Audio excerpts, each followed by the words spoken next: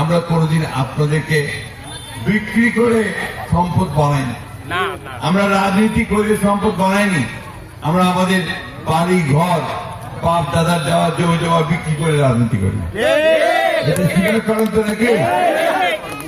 তাহলে আমাদের কাছে আপনারা নিরাপদ থাকতে পারবেন। আমরা অন্তত আপনাদের আমানত নিয়ে খেয়ানত করবো না। ঠিক আছে ভাই, আমি বক্তব্য বেশি রাখবো না।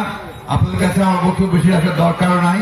শুধু একটা কথা বলি, এই যে কিছুক্ষণ আগে এক ভাই আমাদের মহলার অ্যাসোসিয়েশনের বক্তৃতায় বললেন যে আরেকটা দল যে জামাত ইসলাম আছে ও ধর্মটাকে ব্যবহার করতেছে।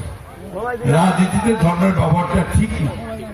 ঠিক না, যেখানে অনেক রকম কথা বলতে হয়, অনেক রকম সুযোগ। যেখানে ধর্মকে কত ধর্মের মানুষ আছে, হিন্দু ধর্মের মানুষ আছে, বৌদ্ধ ধর্মের মানুষ আছে, আমাদের সাঁওতাল ভাইরা আছে, সকল ধর্মকে এক। তাহলে ওখানে ধর্মকে টেনে আনলে এটা একটা পক্ষপাতিত্ব হবে, ঠিক না? এইখানে আমাদের কথা সোজা কথা, আমরা মানুষের কল্যাণ করতে চাই, এই দেশে উদারপন্থী গণতন্ত্র চাই, নির্বাচনের এই ফাইসলিপ নির্বাচনের মাধ্যম দিয়ে সরকার গঠন করতে চাই এবং মানুষের কথা বলার অধিকার দিতে চাই।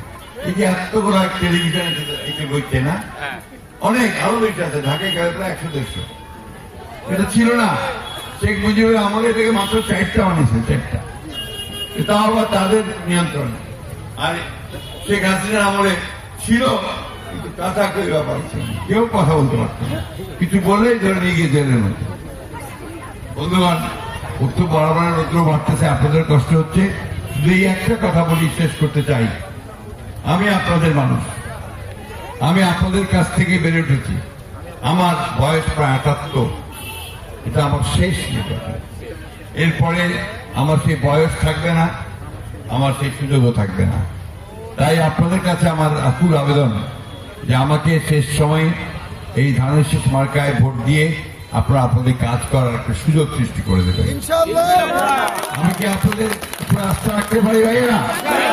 আমাকে একটু হাত তুলে দেখাবেন আপনারা দয়া করে, প্লিজ। আর যদি না বলেন তাও বলতে পারেন।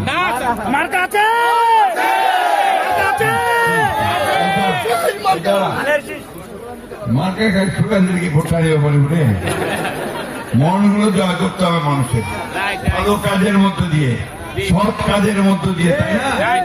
আমাদের নেতারা, আমি আশা করব যখন সরকার আসবে তারা একইভাবে সৎ কাজের মধ্য দিয়ে, আপনার কল্যাণের মধ্য দিয়ে আপনাদের কাজ করার চেষ্টা করবে। সব শেষে আবার আপনাদেরকে ধন্যবাদ জানাতে চাই যে আপনারা কষ্ট করে আসছেন। আমার কর্মীদেরকে ধন্যবাদ জানাতে চাই।